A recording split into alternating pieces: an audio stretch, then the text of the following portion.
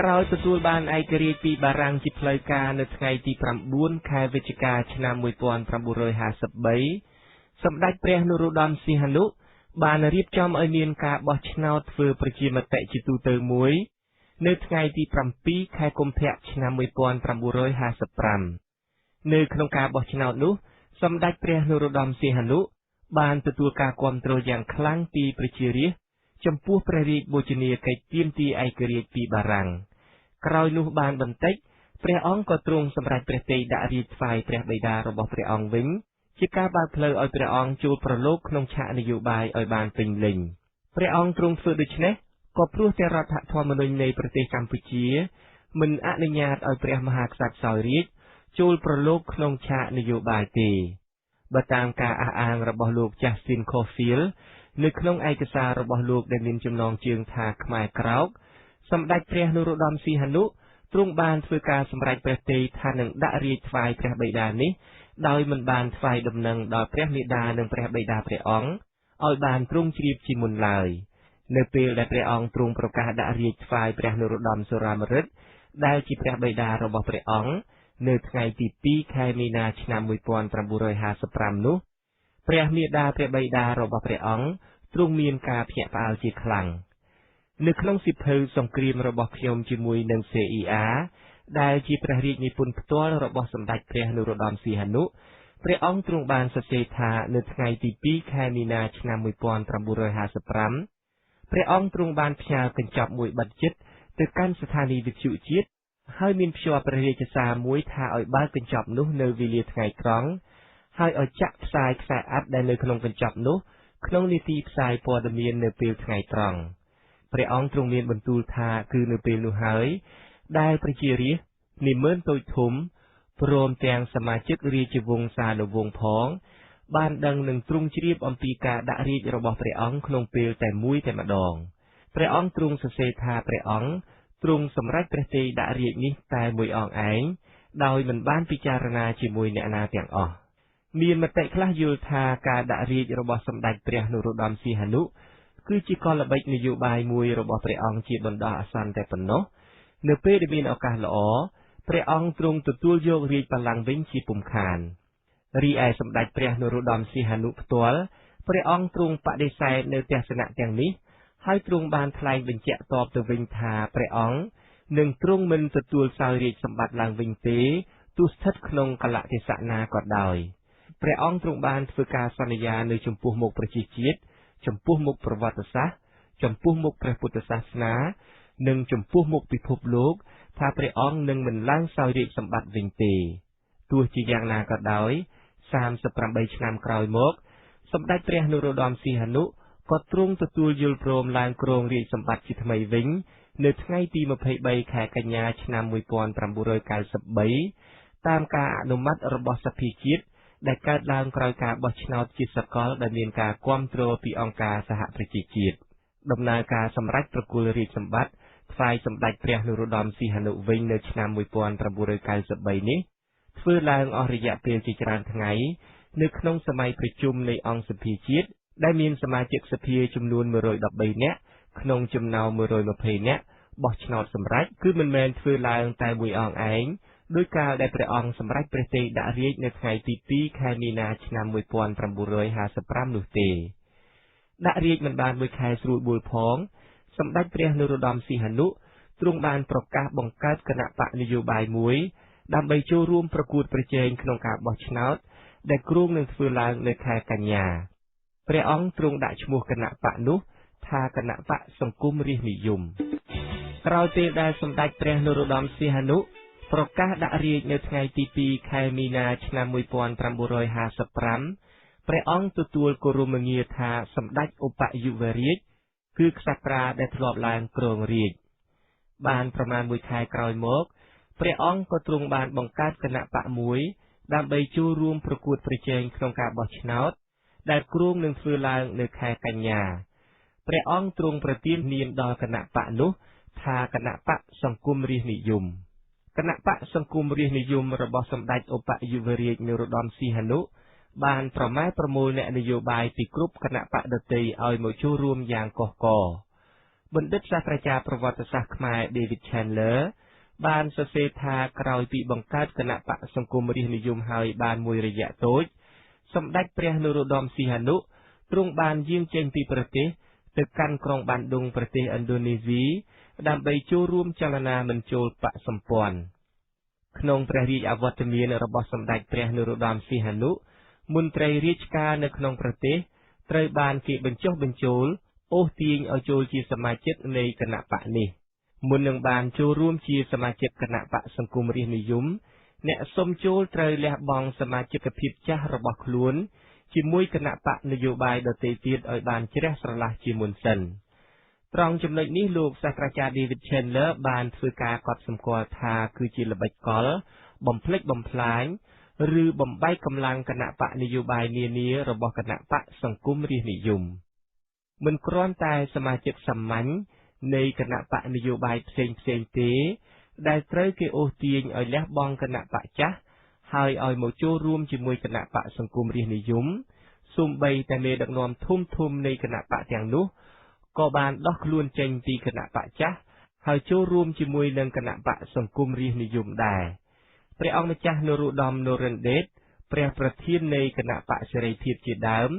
ត្រូវបានគេផ្ដល់តំណែងជាអ្នកការទូតប្រចាំក្រុងប៉ារីព្រះអង្គក៏ទទួលយកភ្លាម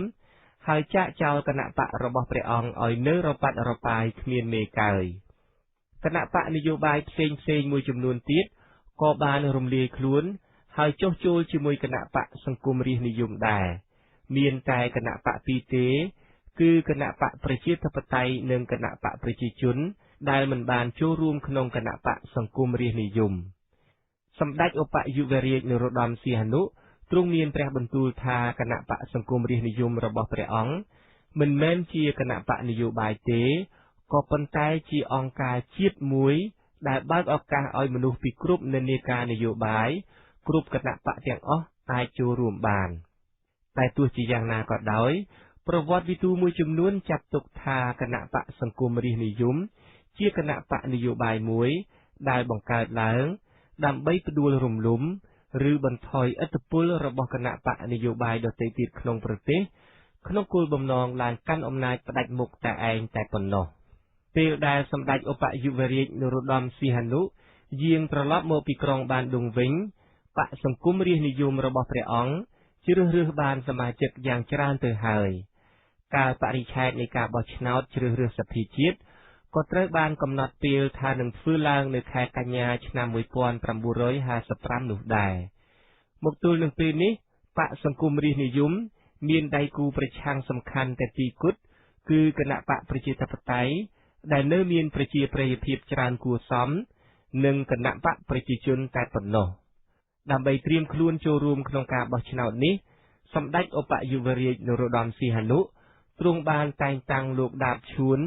ឲ្យទទួលបន្ទុកកិច្ចការសន្តិសុខសម្រាប់ការបោះឆ្នោតពេលនោះលោកដាបឈួនកំពុងតែគ្រប់គ្រងខេត្តសៀមរាបលោកដាបឈួនត្រូវបានគេចាត់ទុកថាជាជនកំណាចម្នាក់ប្រចាំតំបន់នោះហើយមិនមែនជាអ្នករៀនសូត្រចេះដឹងអ្វីបានប៉ុន្មានទេជំនួយការរបស់លោកនៅពេលនោះមាន3នាក់គឺលោកលន់នល់លោកសំសារីនិងលោកគូរួនការបោះឆ្នោតបានប្រព្រឹត្តទៅតាមការកំណត់ដោយជាលទ្ធផលបកសង្គមរាស្ត្រនិយមរបស់សម្ដេចព្រះនរោត្តមសីហនុដណ្ដើមសន្លឹកឆ្នោតបានស្ទើរតែទាំងអស់គឺ 83% រីឯគណៈបកប្រជាធិបតេយ្យបាន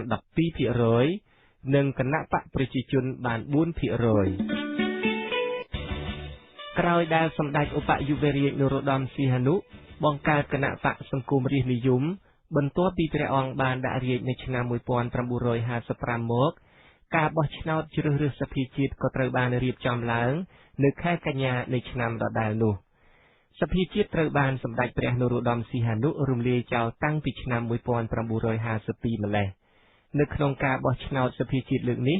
គណៈបកសង្គមរាស្ត្រនិយមរបស់សម្ដេចព្រះនរោត្តមសីហនុដណ្ដើមកាន់កាប់អាសនៈនៅក្នុងសភាថ្មីនេះទាំង91អាសនៈបើគិតជាសន្លឹកឆ្នោតគណៈបកសង្គមរាស្ត្រនិយមទទួលបាន 83% ឯសន្លឹកឆ្នោតដែលនៅសល់ត្រូវបែងចែកទៅគណៈបក7ទៀតដែលចូលរួមក្នុងការបោះឆ្នោតនោះដែរគឺគណៈបកប្រជាធិបតេយ្យទទួលបានសម្លេងគាំទ្រ 12% គណៈបកប្រជាជនកម្ពុជាទទួលបានសម្លេងគាំទ្រ 3% គណៈបកសេរីភាពនិងគណៈបកតូចៗ 4 ទៀតរួមគ្នាទទួលបានសម្លេងមិនដល់ 1% ផងមុនការបោះឆ្នោតមួយខែគឺនៅក្នុងខែសីហាឆ្នាំ 1955 គណៈបកប្រជាធិបតេយ្យបានធ្វើការប្រមាណទុកថាគណៈបកប្រជាជនអាចនឹងឈ្នះអាសនៈចំនួន 7 នៅក្នុងការបោះឆ្នោតនោះរីឯគណៈបកប្រជាធិបតេយ្យខ្លួនឯងអាចនឹងឈ្នះ 20 អាសនៈដែលអាចអនុញ្ញាតឲ្យគណៈបកទាំងពីរនេះមានសម្លេងប្រឆាំងគ្រប់គ្រាន់នៅក្នុងសភាជាតិដែលនឹងគ្របដណ្ដប់ដោយគណៈបកសង្គមរាស្ត្រនិយមរបស់សម្ដេចព្រះនរោត្តមសីហនុនេះលទ្ធផលជាផ្លូវការនៃការបោះឆ្នោតនៅឆ្នាំ 1955 នោះបានឲ្យដឹងថាអាសនៈនៃសភាទាំងអស់បានទៅលើគណៈបកសង្គមរាស្ត្រនិយមលោក Justin Caulfield អ្នកនិពន្ធសៀវភៅខ្មែរក្រោកដែលពិនិត្យមើលស្ថានភាពនយោបាយនិងការគ្រប់គ្រងនានានៅប្រទេសកម្ពុជាបានអះអាងថាមានភាពមិនយុត្តិធម៌កើតឡើងជាច្រើនករណីជុំវិញការរៀបចំបោះឆ្នោតនោះរាប់តាំងពីការបំផិតបំភ័យការកាប់សម្លាប់និងការបន្លំសិលឹកឆ្នោតជាដើមលោកបន្តថាការត្រួតពិនិត្យពីសំណាក់សហគមន៍អន្តរជាតិក៏មិនបានគ្រប់ជ្រុងជ្រោយទេលោកបានលើកឡើងថាក្រុមអ្នកសង្កេតការអន្តរជាតិមួយក្រុមដែលមានភារៈឃ្លាំមើលការបោះឆ្នោតនៅខេត្តកំពង់ចាមជាឧទាហរណ៍បាននៅត្រួតពិនិត្យការបោះឆ្នោតតែមួយស្ថានីយ៍គត់តែប៉ុណ្ណោះលោកថាសមាជិកពីខាងគណៈបកប្រជាធិបតេយ្យខ្លាចលោកដាបឈួនបាក់ស្បាតលោកដាបឈួនត្រូវបានគេទទួលស្គាល់ថាជាជនដៃដល់ដ៏ល្បីល្បាញម្នាក់ហើយបានត្រូវសម្ដេចព្រះនរោត្តមសីហនុ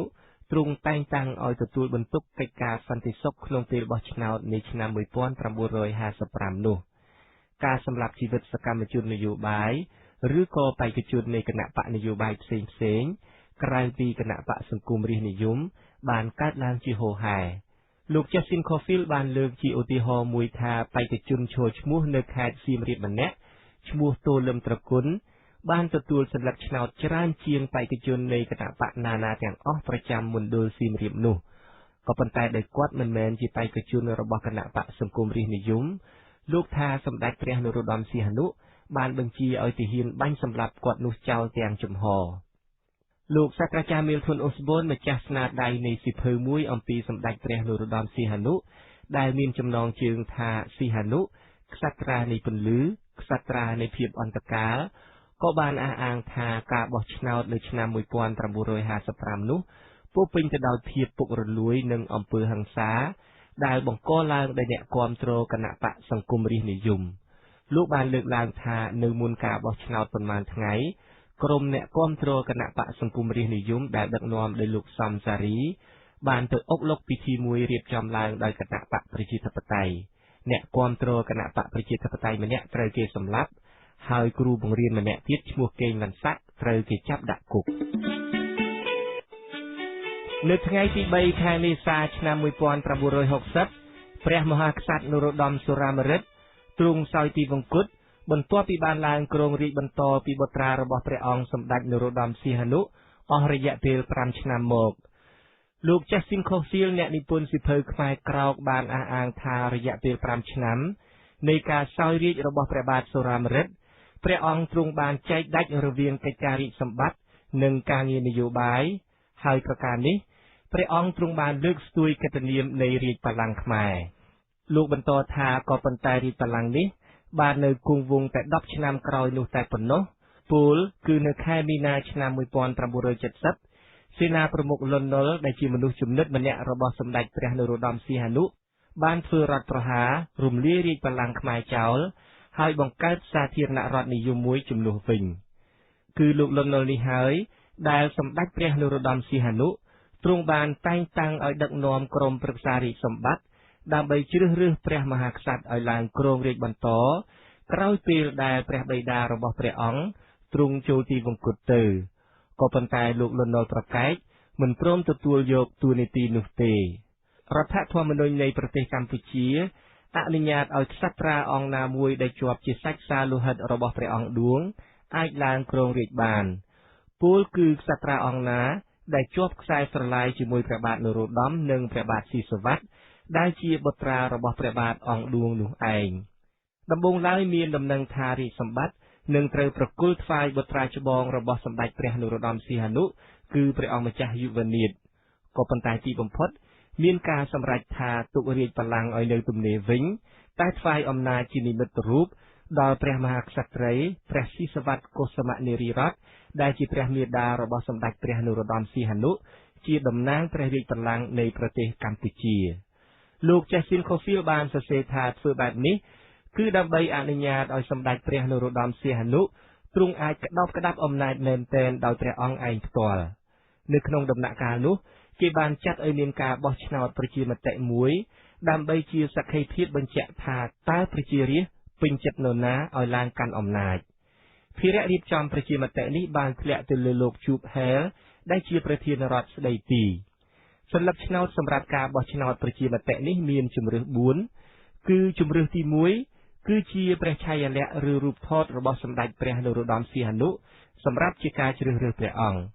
ទី2គឺរូបថតរបស់លោកស៊ិនង៉ុកថាញ់ដែលត្រូវគេកាត់ទោសប្រហារជីវិតដោយកំបាំងមុខរួចទៅហើយជម្រើសទី3គឺជាក្រដាសក្រហមសម្រាប់អ្នកដែលជ្រើសរើសរបបកុម្មុយនីសនិងជម្រើសទី4ជាសន្លឹកឆ្នោតដែលមានសញ្ញាសួរដែលបញ្ជាក់ថាគ្មានមតិនៅក្នុងការបោះឆ្នោតនោះសម្ដេចព្រះនរោត្តមសីហនុទ្រង់ទទួលបានការគាំទ្រយ៉ាងពេញទំហឹងដោយមានសន្លឹកឆ្នោតគាំទ្រព្រះអង្គចំនួន 2,23,349 សំឡេងឯលោកស៊ើនង៉ុកថាញ់និងពួកកុម្មុយនីសទទួលសន្លឹកឆ្នោតបាន133ស្មើគ្នាហើយសន្លឹកឆ្នោត93ទៀតជាសន្លឹកឆ្នោតគ្មានមតិទោះបីជាការបោះឆ្នោតប្រជាមតិនោះនៅមានការស្រពេចស្រពិលខ្លះក៏ដោយចុះនៅទសវត្សរ៍ឆ្នាំ1960នោះសម្ដេចព្រះនរោត្តមសីហនុទ្រង់ជាអ្នកដឹកនាំម្នាក់មានប្រជាប្រិយភាពក្នុងចំណោមប្រជារាស្ត្រក្នុងស្រុកនិងនៅលើឆាកអន្តរជាតិ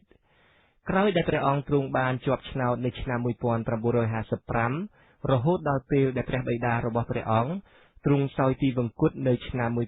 1960នោះព្រះអង្គទ្រង់បានកសាងប្រទេសកម្ពុជាឲ្យមានកិច្ចអភិវឌ្ឍទៅមុខយ៉ាងក្រាស់ក្រែលហើយបានធ្វើឲ្យប្រទេសជាតិស្ថិតនៅក្នុងសុខសន្តិភាពមិនដែលមានសង្គ្រាមធំដុំជាមួយអ្នកជិតខាងឬក៏សង្គ្រាមផ្ទៃក្នុងនោះទេអ្វីត្បិតតែក្នុងរយៈពេលនោះមានការប៉ុនប៉ងធ្វើរដ្ឋប្រហារមិនបានសម្រេចចំនួន2លើកក៏ដោយប្រការនេះបានធ្វើឲ្យការគាំទ្ររបស់ប្រជារាស្ត្រចំពោះព្រះអង្គកាន់តែមានការកើនឡើងលោក Justin Cofield បានអធិប្បាយបន្តថាក្រោយពីទទួលបានការគាំទ្រយ៉ាងពេញទំហឹងក្នុងការបោះឆ្នោតប្រជាមតិនោះមកសម្ដេចព្រះនរោត្តមសីហនុទ្រង់លែងប្រកាន់ឥរិយាបថជាអតីតព្រះមហាក្សត្រទៀតហើយក៏ប៉ុន្តែជាប្រធានរដ្ឋមួយរូបដែលត្រូវប្រជារាស្ត្របោះឆ្នោតគាំទ្រដោយស្មោះស្ម័គ្រដោយមានព្រះកុសុមនារីរតន៍ទ្រង់ជាតំណាងព្រះរាជបល្ល័ង្កនៅពីក្រោយនិងក្នុងនាមព្រះអង្គជាប្រធានរដ្ឋព្រះអង្គទ្រង់យាងទៅគង់នៅវិមានចំការមនជាមួយនឹងព្រះជាយាមុនីកដាច់ឆ្ងាយពីព្រះរាជវាំងនិងកិច្ចការរាជសម្បត្តិមានប្រភពខ្លះអះអាងថាព្រះអង្គថែមទាំងលែងសូវចូលរួមក្នុងរាជពិធីផ្សេងៗក្នុងព្រះបរមរាជវាំងនិងលែងសូវស្ដាប់ព្រះរាជឱវាទរបស់ព្រះមាតាព្រះអង្គថែមទៀតផងការជួបទីវង្គតរបស់ព្រះបាទនរោត្តមសុរាម្រិតព្រះបិតារបស់សម្ដេចព្រះនរោត្តមសីហនុនៅថ្ងៃទី3ខែមេសាឆ្នាំ1960បានបង្កើតឡើងជាបន្ទាន់នៅបញ្ហាជ្រើសរើសអ្នកគ្រងរាជសម្បត្តិបន្តតាមបែបបទជាផ្លូវការក្រមប្រឹក្សារាជសម្បត្តិជាអ្នកមានភារៈជ្រើសរើសក្សត្រអង្គណាម្នាក់ដែលជាព្រះរាជវង្សរបស់ព្រះអង្គឌួងឲ្យឡើងគ្រប់គ្រងរាជបល្ល័ង្កសមាជិកនៃក្រមប្រឹក្សារាជសម្បត្តិនេះរួមមានប្រធានព្រឹទ្ធសភានិងសភាជាតិនាយករដ្ឋមន្ត្រីនិងសម្ដេចព្រះសង្ឃរាជទាំងពីរគណៈនៅពេលដែលព្រះបិតាព្រះអង្គចូលទីវង្គតនោះសម្ដេចព្រះនរោត្តមសីហនុទ្រង់មានតំណែងជានាយករដ្ឋមន្ត្រីប្រវត្តិវិទូជាតិអូស្ត្រាលីម្នាក់ឈ្មោះលោក Milton Osborne បានសរសេរថាអ្វីត្បិតតែសម្ដេចព្រះនរោត្តមសីហនុទ្រង់ជាសមាជិកមួយអង្គនៅក្នុងក្រុមប្រឹក្សារាជសម្បត្តិនេះមែនក៏ប៉ុន្តែព្រះអង្គមានឥទ្ធិពលគ្របដណ្ដប់ទៅលើក្រុមប្រឹក្សានេះរួមទាំងទៅលើព្រះអង្គម្ចាស់មុនីរ៉េតដែលជាព្រះប្រធាននៃក្រុមប្រឹក្សានេះផង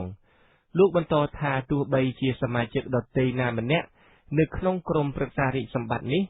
មានគំនិតចង់ជ្រើសតាំងក្សត្រាអង្គណាម្នាក់ជាព្រះមហាក្សត្រថ្មីក៏ដោយចុះប្រសិនបើសម្ដេចព្រះនរោត្តមសីហនុសម្រេចព្រះទ័យថាមិនត្រូវជ្រើសរើសក្សត្រាអង្គណាឲ្យឡើងគ្រងរាជ្យជាបន្តទៀតនោះគ្មានមតិរបស់ជនណាម្នាក់នៅក្នុងក្រុមប្រឹក្សានេះអាចក្លាយជាការពិតបានឡើយ ដូច្នេះហើយបានជាសេចក្តីសម្រេចចិត្តនៅពេលនោះគឺមិនត្រូវតែងតាំងព្រះមហាក្សត្រថ្មីទេផ្ទុយទៅវិញ